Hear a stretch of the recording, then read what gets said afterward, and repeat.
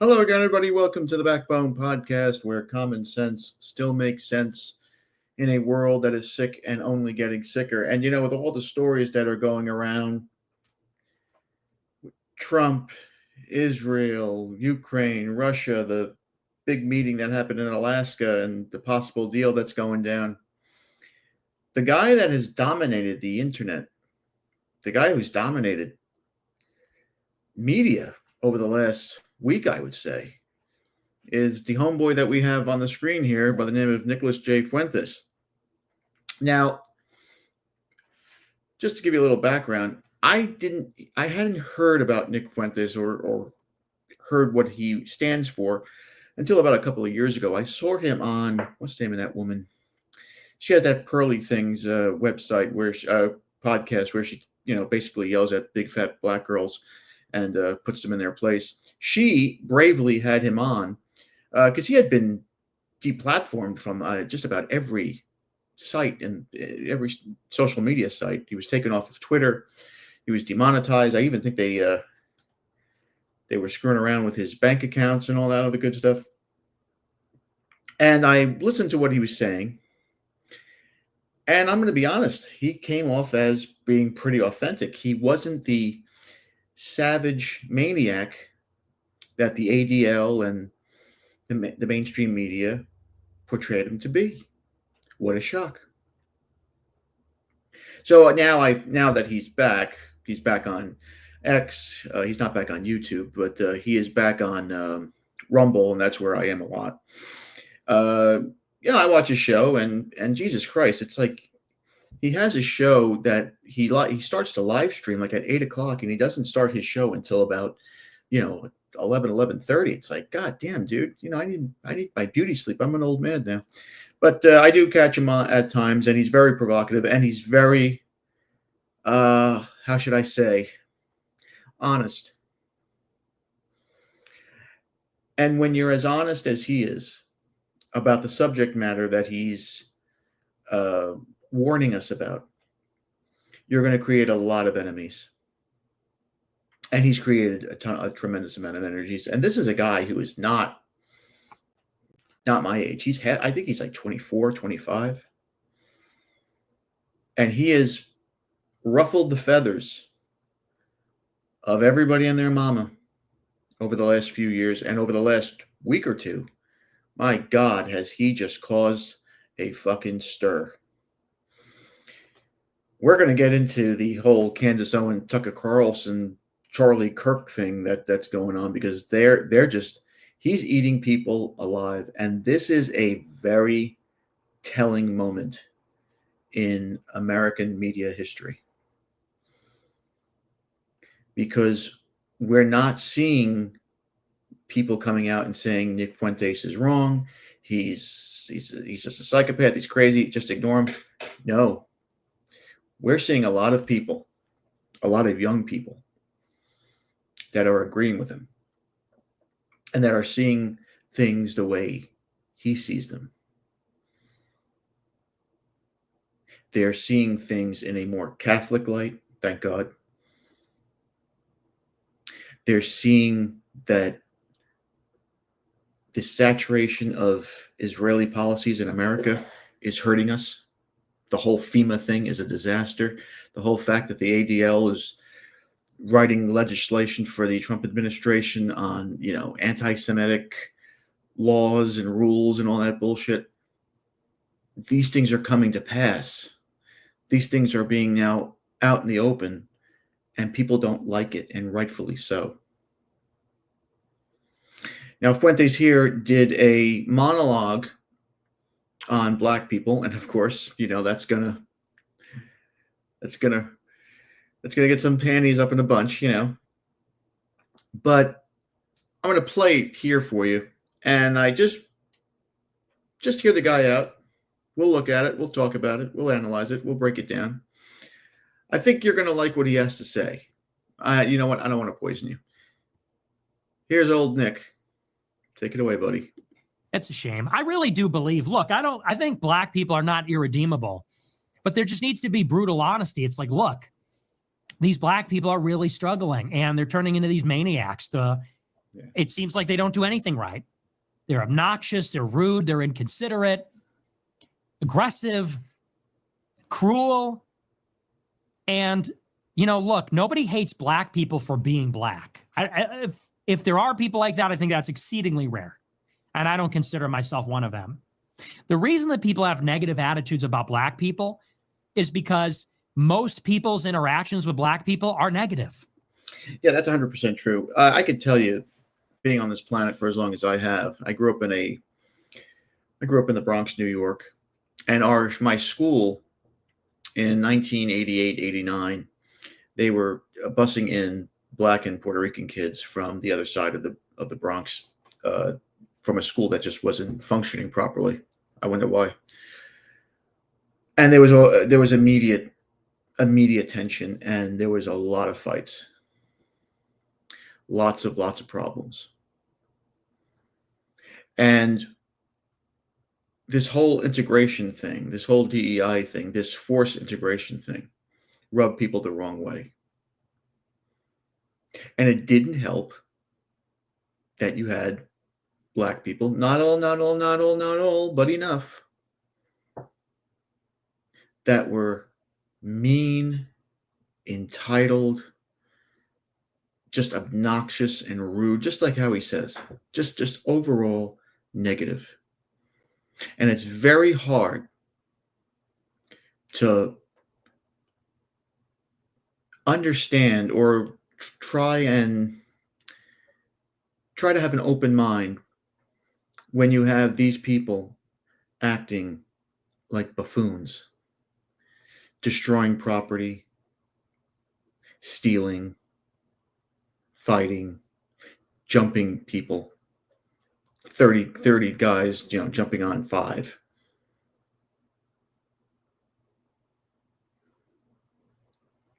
And it's very disheartening. It's very disheartening if you see a Black family coming into your neighborhood. It just seems like overnight, every white family in that neighborhood can't wait to sell their house. And the neighborhood dies. That's not by accident. Look up the term blockbusters, especially in New York. So right off the bat, 40 seconds in, he's right. He's right. When you see a Black person, you automatically think something negative is going to happen. They're gonna punch you. They're going to try to steal your purse. They're going to rob your car. And it sucks. It sucks to feel that way. It sucks to feel this way because we live in a country that we should be able to feel safe in, but we don't when we see a certain element in our neighborhoods,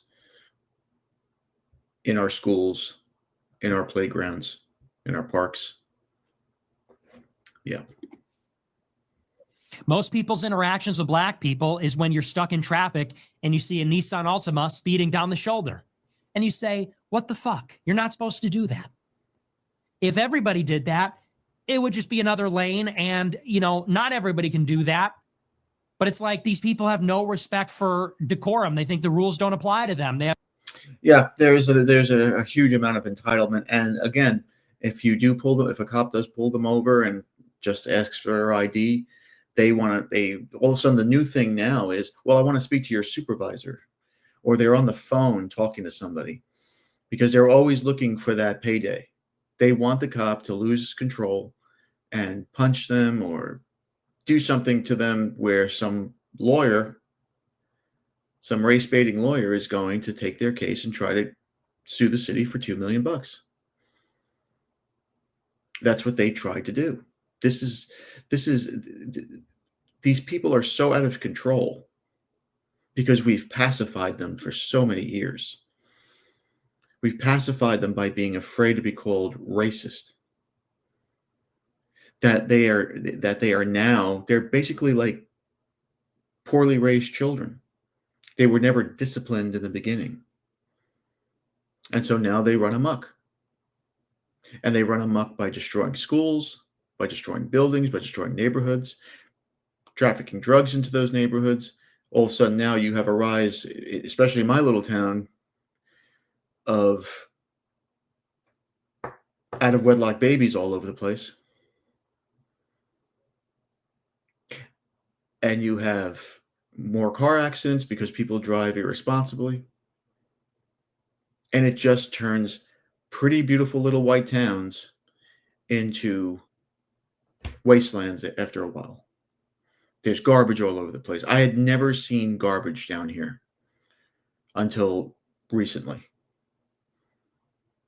I have never seen people sleeping at the bus stops, and we have very few bus stops here. But I've never seen people sleeping there, or even the bus stops being damaged or graffitied. Now I'm seeing that, and it's all because of one fucking element that's in this town. Can you imagine living in a city or in a neighborhood of these people? I mean, it's disheartening. It's such a helpless feeling, and you don't know where to go because it just seems like there's just a pocket of them all over the place. It's like, somebody sprinkled pepper and in the rice. It's fucked up. Have no respect for society. Like, that's their interaction is they are a waiter and they wait on a black table and the black people don't tip and they're fucking. When I was a young man, I worked in the restaurant business. I worked also as a bartender, and I could tell you the two worst nightmares for a waiter or a bartender, and I don't care what anybody thinks, is when you see blacks and Jews walk in, because they're never happy. They look for something to complain about because they're hoping to get the dinner for free. And you can't tell me that I'm wrong because I've seen it. They look for something to complain about. They bitch and moan all over the place. They'll come in every week, but they bitch and moan all over the place. And let me tell you, there have been times where I've seen guys get stiffed on $150 bills. I've worked in restaurants. I've known of guys in restaurants, waiters and bartenders, who have told the owner, if you let those people in, we're not serving them. You can serve them yourself. That's where it got at a certain point. And I live in a seasonal town where, the summertime is very, very, very important.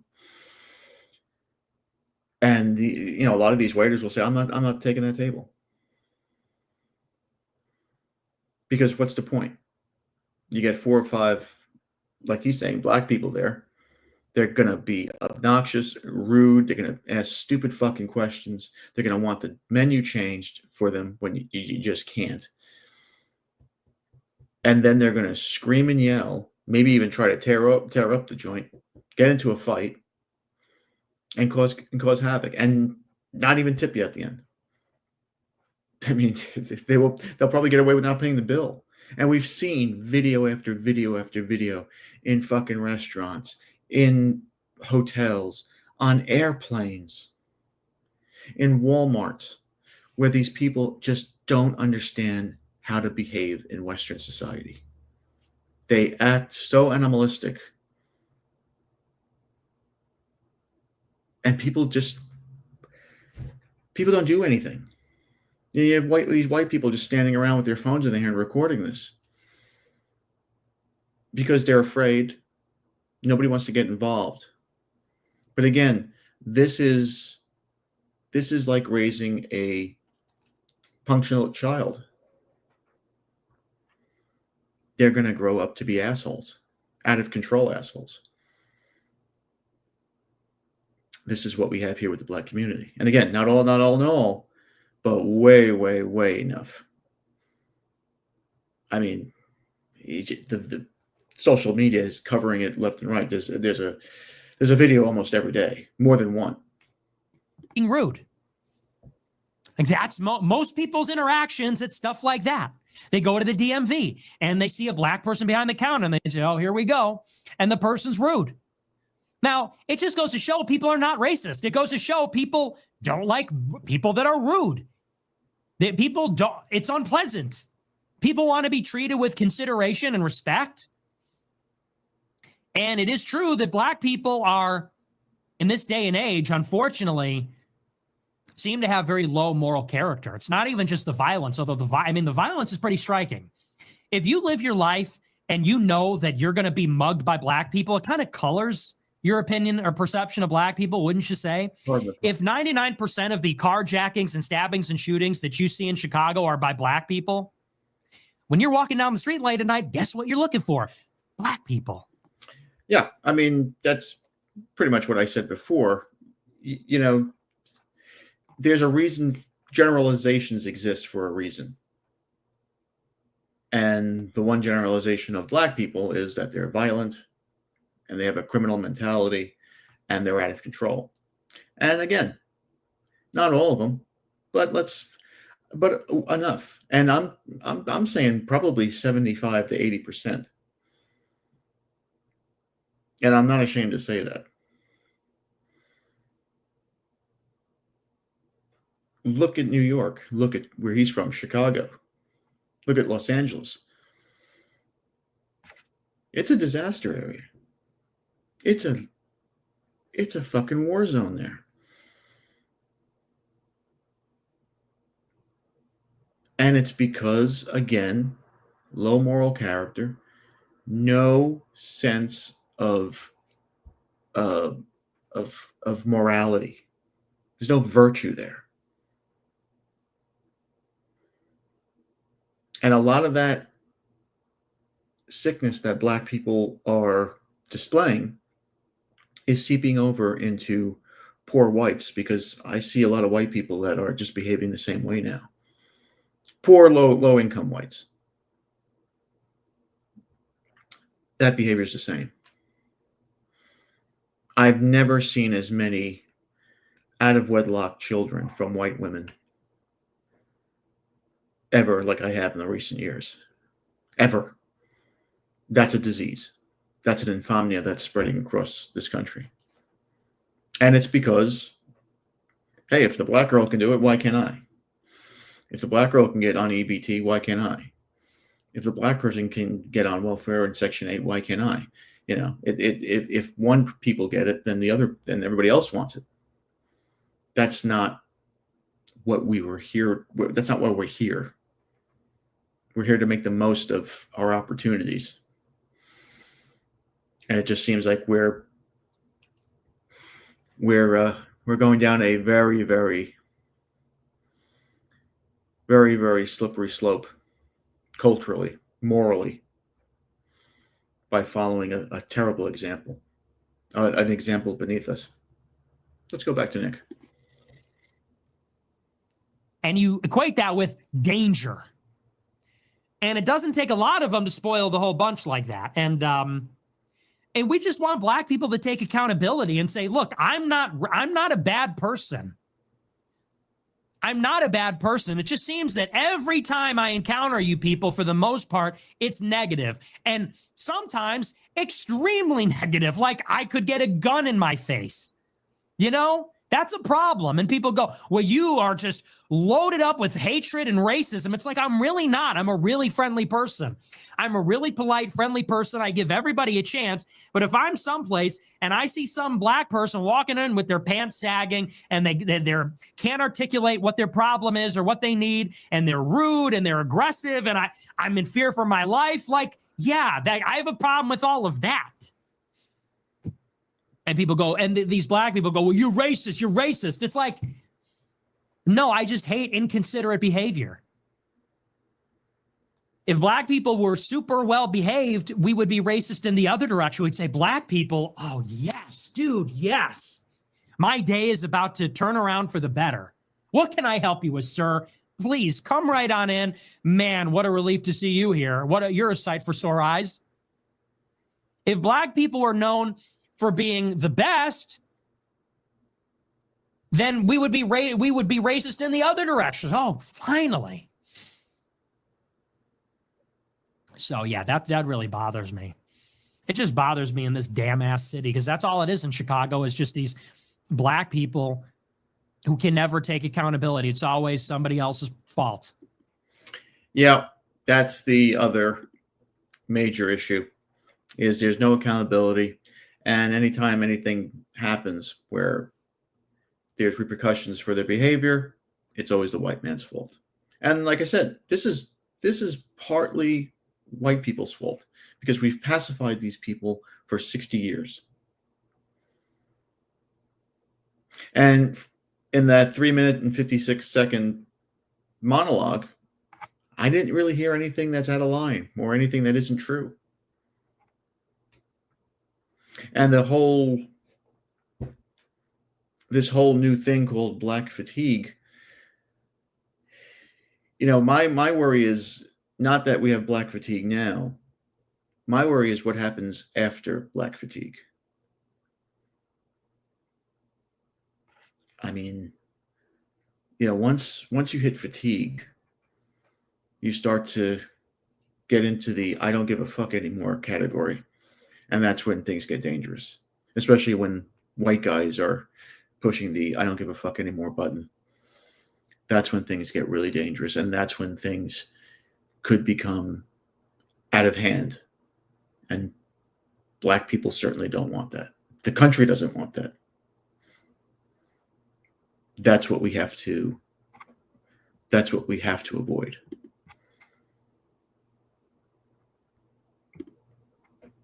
That's where we have to worry about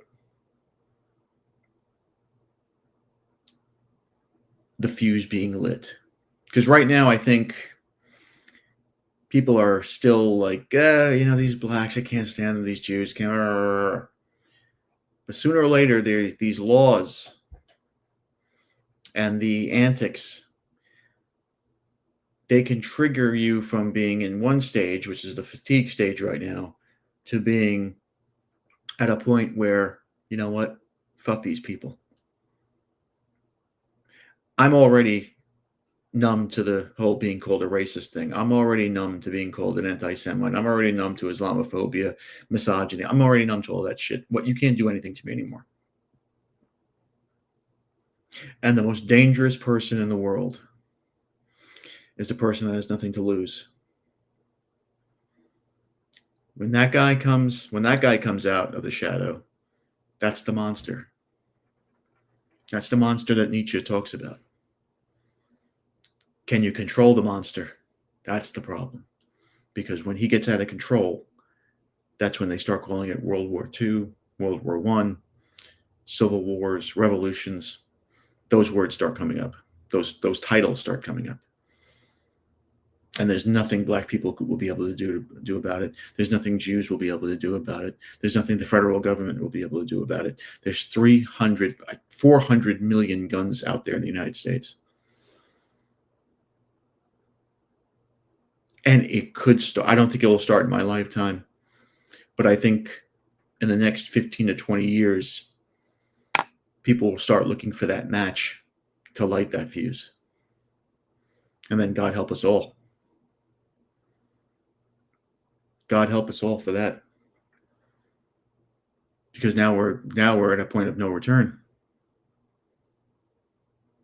Now you're at a point where you have some charismatic guy who may be a psychopath gets on a bully pulpit, and people think that's Trump. It's not Trump. Trump's a programmed old man. I'm talking about a real charismatic figure that's telling the downtrodden what they want to hear. We get a little bit of that from Trump because he's different, but it's not like those other guys in the past. Trump doesn't have anywhere near the charisma or the masculinity or the intelligence of a Napoleon. I mean, Trump is a little bitch compared to Napoleon. When Napoleon has a flu and on hemorrhoids, Trump couldn't match him. And that's a bad example because Napoleon's one of the greatest leaders in all of human history. But you know what I'm saying. There will be somebody who will come to the forefront and take advantage of the situation. And then it'll be time to start worrying. We should start worrying now, but we should try to make a change. And can black people change? I don't think so. I think this is just who they are. I just think that this is how their their attitudes are, the way their upbringing is. They're not the most, I hate to say sophisticated, but they're not on the they're not on the level of Western civilization. Let's just put it that way. And nobody's asking them to be. We just want, I think we all just want them to just behave. Don't destroy shit. Don't break shit. Don't be loud. Don't go to a store and start, throwing food around and breaking shit. Don't go to a store. Don't go to Walmart into the ice cream section, open up an ice cream container, eat a little bit, and then put it back in the freezer. Don't go on a plane and just start causing a chaos, fights and screaming and yelling. There was a video of a guy in Walmart the last week. He had a carton of milk. I'm sorry, a gallon of milk, and he's dancing around, tossing the milk all over the place. This is the parade of psychotics, and white people we deal with it. We treat them like poorly raised children that are afraid to discipline them.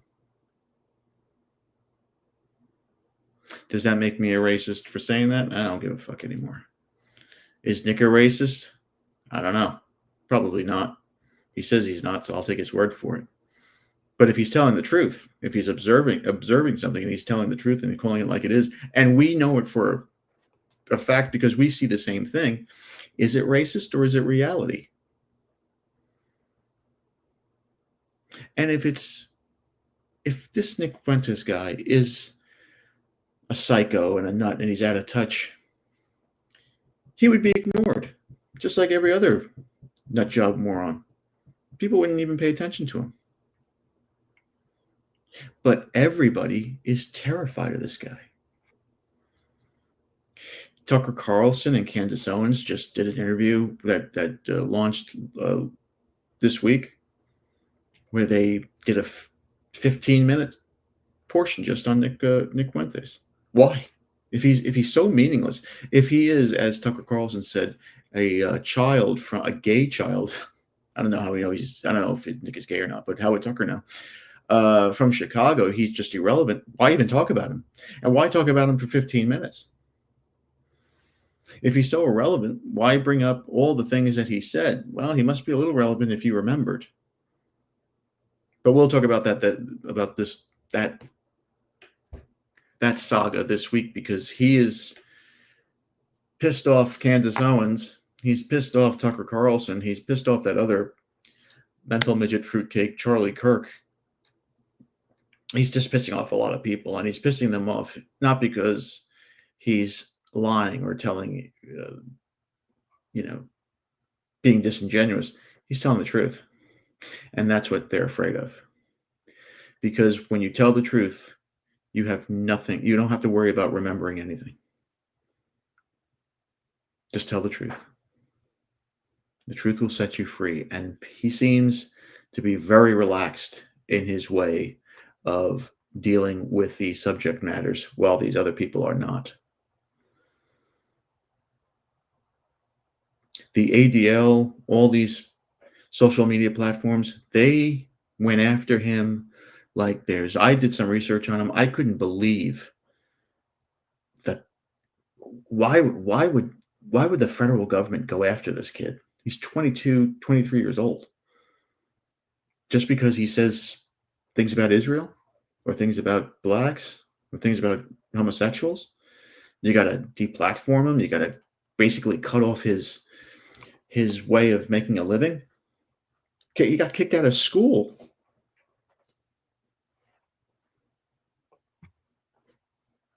And now, as his voice gets bigger and bigger and bigger, and his outlet gets bigger and bigger and bigger, now he's public property.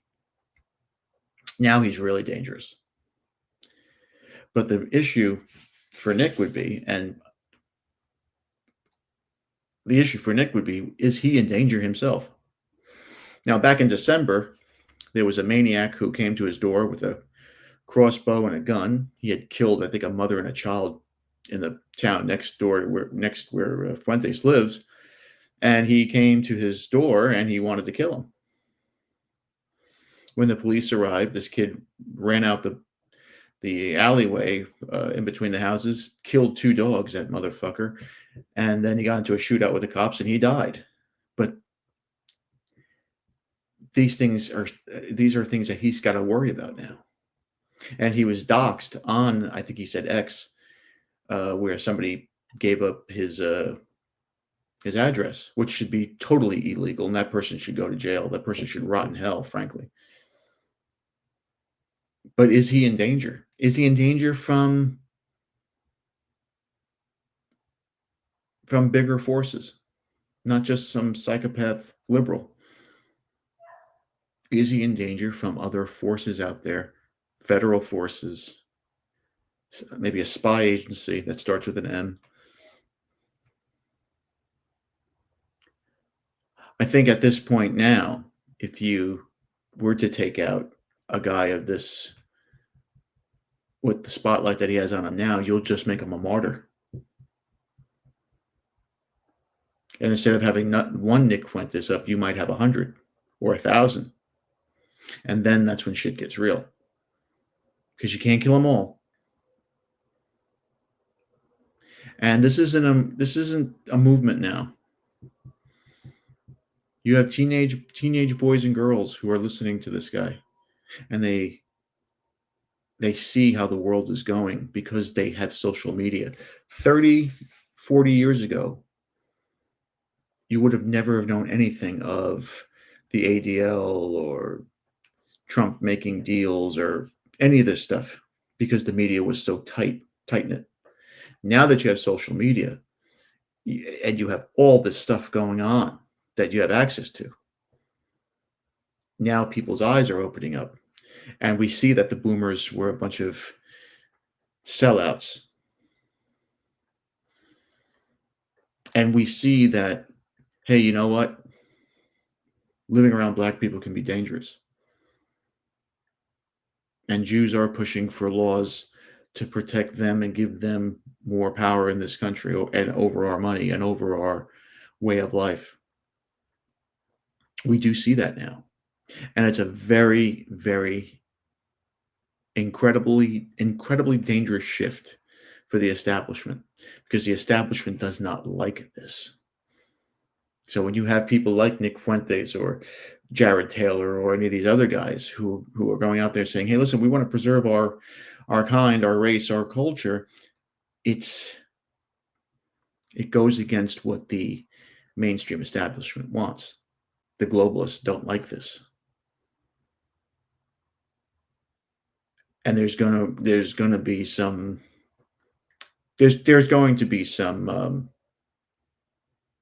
hardships in the next 25 years, I would say.